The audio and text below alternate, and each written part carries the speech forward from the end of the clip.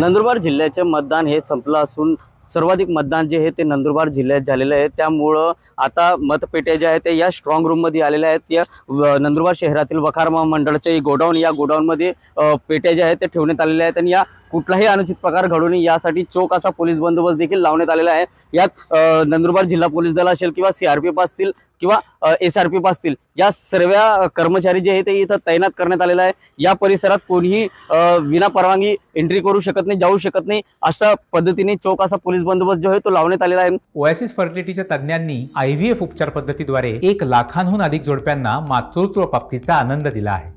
मोफत appointment book करण्यासाठी आजच संपर्क साधा। एकंदरीत नंदुरबार लोकसभेमध्ये 1415 केंद्र होते। या सर्व केंद्रांच्या ज्या मतपेट्या ज्या आहेत ते मतदान झाल्यानंतर या सर्व पेट्या ज्या आहेत त्या या ठिकाणी ठेवण्यात आलेल्या आहेत आणि या ठिकाणीवरची परिस्थिती जी आहे एकदम कडेकोर असा पोलीस बंदोबस्त लावण्यात आलेला आहे। त्यामुळे कुठलाही अनुचित प्रकार घडू नये याची दक्षता जी आहे ते पोलीस विभागाकडून घेतली जात आहे। परंतु सर्वाधिक मतदान जे आहे ते नंदुरबार जिल्ह्यात झालं असल्यामुळे नेमकं मतदार राजाने कोणाच्या बाजूने कौल दिलेला आहे हे पाहणं आता महत्त्वाचे राहणार आहे।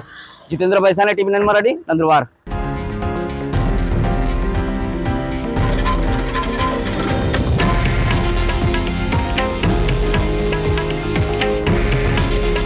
हे आहे देशातील नंबर 1 न्यूज नेटवर्क आणि आपण पाहत आहात TV9 मराठी। काळजी तुमची, हित महाराष्ट्राचं।